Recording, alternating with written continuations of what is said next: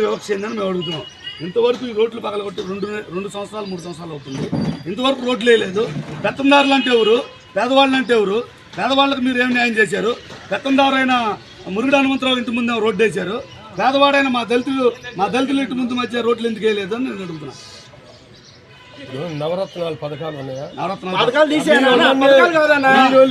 ఏం చేశారు చెప్పండి. పథకాలు మనుషులుగా ఇచ్చారు.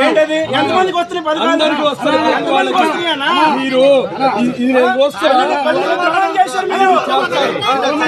ఎవరికి ద్రోహాలు తెలుసు.